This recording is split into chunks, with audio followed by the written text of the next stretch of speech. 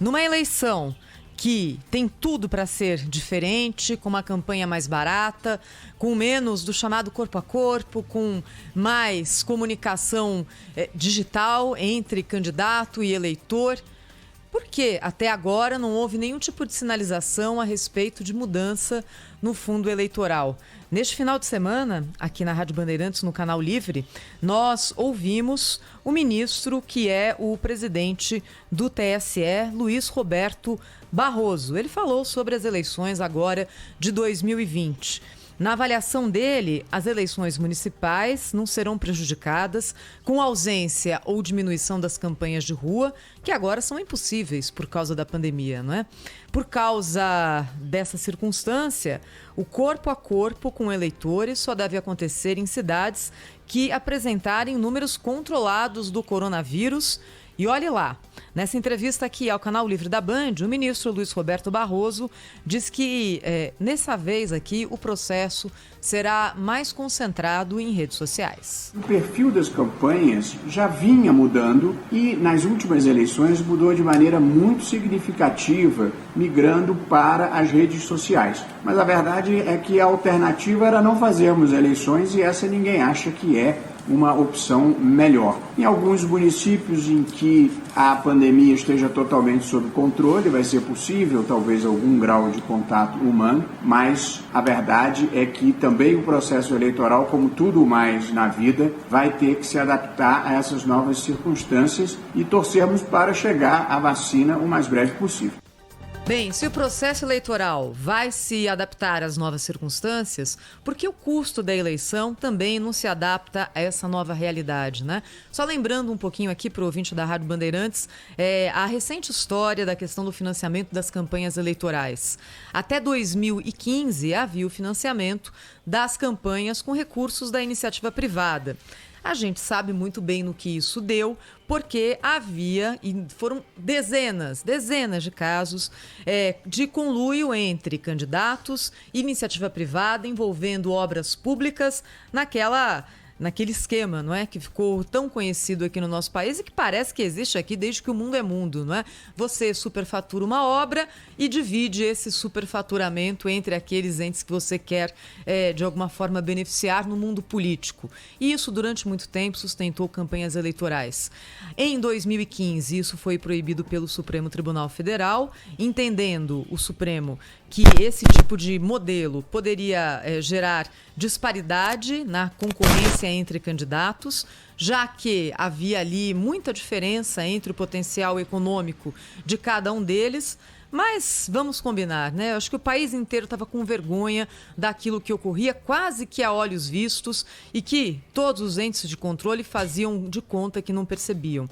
Em 2017 foi aprovado o financiamento público de campanha e aí o que se fez foi o seguinte: o Congresso falou, olha, já que não há recurso privado, agora alguém tem que pagar a nossa conta e quem será que vai pagar essa conta?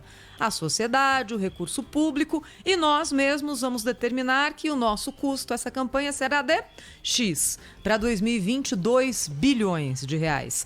2 bilhões. Nosso ouvinte se lembra, no final do ano passado, isso foi colocado no orçamento, o presidente Jair Bolsonaro chegou a aventar a possibilidade de vetar esse fundo eleitoral, depois desistiu, dizendo que tinha desaconselhado porque seria uma decisão ilegal e isso colocaria o presidente num risco de impeachment, nas palavras dele à época. O fato é, chegou a pandemia, tudo mudou, não haverá campanha de rua, não haverá deslocamento pelo país, não haverá nada disso e o dinheiro é o mesmo. Então é por isso que a gente começa também aqui o Jornal Gente desta segundona, fria e de chuva em São Paulo, com essa pergunta. Se tudo está mudando, estão todas as empresas revendo custos, por que esse custo gigantesco também com dinheiro público não é revisto? Cláudio Humberto, direto de Brasília. Bom dia, Cláudio.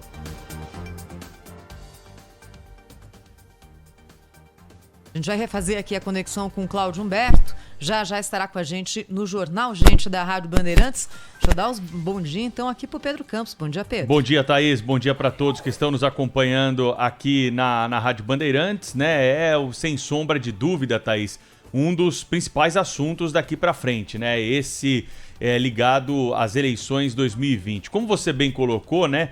é dinheiro público. Então você aí que está no carro agora, está ouvindo a Rádio Bandeirantes, está acompanhando o programa pelo nosso canal no YouTube, trabalhando e de olho aí, e de ouvido, né, nas notícias também, você que não quer votar, que acha que não tem nada de bom, né, para ser feito nesse processo eleitoral, que pretende nesse momento, né, ficar fora, né, de toda essa discussão, você está ajudando a pagar essa conta, né, porque você paga os seus impostos. Então, talvez o envolvimento, o engajamento, né, político da sociedade possa não estar no nível para cobrarmos esse tipo de mudança. Porque se muita gente cruza os braços, né, fala, não vou votar, prefiro pagar a multa aí do que comparecer lá no dia da eleição, ou pretendo viajar e justificar o voto, né? O cidadão tem o direito, né, de ficar longe da política se quiser, mas está ajudando a pagar essa conta. E a gente não consegue mudar as regras, não consegue uma reforma política, não consegue uma reforma eleitoral, justamente por conta dessa distância. Porque o parlamentar, quando se vê pressionado ali pela sua base eleitoral, vê que ele vai ter algum tipo de prejuízo, né, nas suas intenções políticas futuras, ele certamente pensa duas vezes antes de votar para esse tipo de alteração. Está sendo assim, por exemplo, com a questão dos impostos. Nós estamos discutindo uma reforma tributária e a gente vê que há uma resistência muito grande de parlamentares em tocar alguns assuntos para frente. Então, por que isso está acontecendo? Porque há uma pressão, né, da sociedade, das bases, né, desses parlamentares, para não se mexer em determinados assuntos. Então, o engajamento é importantíssimo. Ou alguém aqui fica feliz em receber a notícia que um partido pegou uma verba dessa aí de fundo que é repassado para siglas para comprar um helicóptero, como aconteceu com o PROS recentemente. Ou aquele outro partido que comprou uma sede, né, comprou uma casa, né, alegando que seria a sua sede, e depois se viu que não era exatamente aquele o destino do imóvel, né? A falta de transparência, né, prejudica muito, né, a boa utilização desses recursos públicos que são passados para os nossos partidos políticos. Ou não é, Cláudio Humberto? Bom dia para você. Muito bom dia, Pedro Campos. Bom dia, Thaís Freitas. Bom dia, São Paulo. Olha, a gente está vendo mais do mesmo, né? Essa verba, esse custo não cai porque os políticos só pensam nisso, só pensam numa forma de tirar o dinheiro do bolso do cidadão, né? Como é que se explica essa história da criação do fundo eleitoral? Também tem um fundo partidário, não esqueçam disso, né? Que está à volta de R$1 bilhão por ano para sustentar os partidos, pagar suas sedes suntuosas, muitas delas, né? Pagar os seus jantares, aluguel de jatinho e coisas dessa natureza. Já existe o fundo partidário e na eleição, além disso, ainda tem o fundo eleitoral. O que é o fundo eleitoral? O fundo eleitoral é a grana que os políticos tomavam da Odebrecht através de contratos com o governo, né? Na prestação de serviços, de obras, etc. e tal. Os políticos faziam lobby, ganhavam lá uma beirada do contrato e é essa beirada que financiava as suas campanhas. E aí o que é que eles, com a Lava Jato, com os escândalos de corrupção, com muito político passando vergonha, outros ladrões evidentes sendo condenados, cumprindo pena até, como foi o caso do Lula, aí o que é que eles fizeram? Olha, precisamos dar um jeito de não ter Polícia Federal na porta às 6 horas da manhã. O que é que a gente faz? Vamos direto ao assunto. Em vez de a gente tomar o dinheiro do povo através das empreiteiras, através dos contratos com fornecedores, por que a gente não cria uma lei que nos autorize lá nos cofres públicos tirar a grana que a gente precisa para fazer a eleição? Foi exatamente isso que aconteceu. O fundo eleitoral é o dinheiro que vai direto do Tesouro Nacional para o bolso dos políticos, dos partidos, para financiar suas campanhas eleitorais. Por que é que não cede, apesar da diminuição evidente dos custos de eleição eleitoral? Não cedem os custos porque eles querem o dinheiro. Né? Eles querem o dinheiro. A Justiça Eleitoral brasileira não tem estrutura, não tem condições de fiscalizar a correta aplicação desses recursos. Não tem. Eles exigem a prestação de contas E aí o partido faz prestação de contas, né? Bota lá uns recibos, etc. e tal, que compatibilize, que totalize, né, esses recibos, notas fiscais e tal, que totalizem o dinheiro que eles receberam. Aí prestam contas, tudo certinho, aquilo ali vai direto para o arquivo, a menos que alguém faça uma denúncia concreta.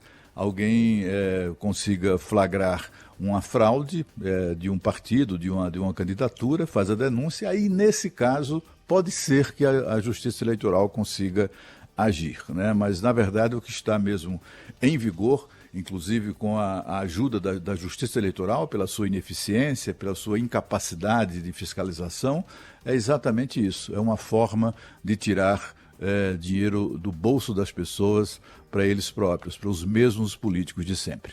Esses 3 bilhões previstos aí para esse ano, né, para o fundo eleitoral, eles equivalem a 1/3 do gasto realizado pelo Ministério da Saúde em ações para combater o coronavírus entre janeiro e julho desse ano. 1/3 do que se gastou no Ministério da Saúde para combater o coronavírus entre janeiro e julho é o que equivale a esse dinheiro que vai para a mão dos partidos para fazer isso que a gente falou aqui, viu? Não espere muita coisa, não. Aliás, deixa eu perguntar para o nosso ouvinte, Pedro, abrir aqui o nosso WhatsApp, 11 999 048756 de novo.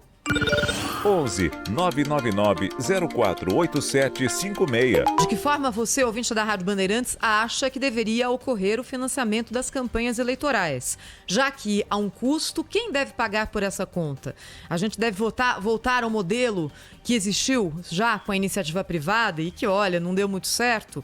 É o poder público que tem que arcar com esse custo, ou seja, os nossos impostos? Qual que é o modelo menos pior que existe, né? Porque, de alguma forma, isso vai ter sim que ser financiado. Se a gente pensar que a eleição é um evento, quantos eventos, nesse momento de pandemia, não tiveram seus orçamentos refeitos? Tem muito evento, Pedro, que era feito de forma presencial. A gente está falando desde shows até convenções de empresas. E aí isso consumia muito recurso. Não é recurso público, mas consumia recurso. Nesse momento aqui, na impossibilidade de que esse mecanismo seja mantido com a pandemia, quase todos esses eventos têm sido reprogramados de forma virtual. E aí, a gente sabe, o custo despenca, porque você não tem ali 90% daquele consumo de dinheiro que teria caso estivéssemos no momento lá atrás, antes da tal da pandemia, não é? Por que isso não acontece agora com os partidos políticos? Porque a gente mantém o mesmo custo, 2 bilhões de reais que vão ser divididos entre os partidos para pagar ali o gasto de cada um na eleição de 2020. Não vão ter onde gastar esse dinheiro com campanha. Não vão ter. É muito dinheiro. E aí, sabe-se lá para onde vai esse dinheiro também, né, Cláudio? Vai para o bolso deles, né? É só prestar atenção no custo de advogados, por exemplo, né? Muito dinheiro vai ser por aí. Advogados cobrando honorários assim espetaculares e tal. Aí você vai ver, vem cá, onde o dinheiro? Agora tem os caras da rede social também, né?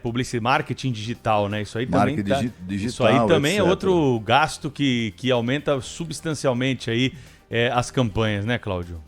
Isso é verdade, mas a gente verifica que o custo da campanha já era pequeno, já foi bem menor, o menor da história, agora em 2018.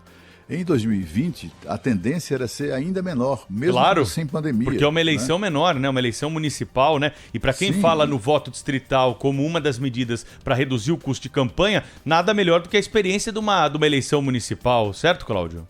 Exatamente, mas assim, a redução de custos vem decorrente do avanço das redes sociais no processo eleitoral. A gente assistiu um presidente da República, que é o atual presidente Jair Bolsonaro, ser eleito presidente com 2,5 milhões de reais gastos na sua campanha. Tudo que ele gastou foram 2,5 milhões, não é? Presidente da República. A gente assistiu Janaína Pascoal, deputada estadual de São Paulo, campeoníssima de votos. Eu perguntei isso numa entrevista aqui que nós fizemos com a deputada Janaína. Eu perguntei quanto é que custou a sua campanha. E ela, meio constrangida, disse que custou 59 mil reais. Né? E recursos próprios, de parentes, de amigos, etc. O Kim Kataguiri, que é outro deputado, um deputado federal muito bem votado, também fiz a mesma pergunta, ele gastou um pouco mais do que isso, mas sabe, nada comparado aos custos tradicionais, digamos assim, de uma campanha para deputado estadual, para deputado federal. Então, assim, uma campanha para vereador, campanha para prefeito, pelo amor de Deus, né? 2 bilhões de reais, isso só mostra que a intenção deles não é financiar a campanha, é botar dinheiro no bolso. Eu acompanho essa canalice há muitos anos, né?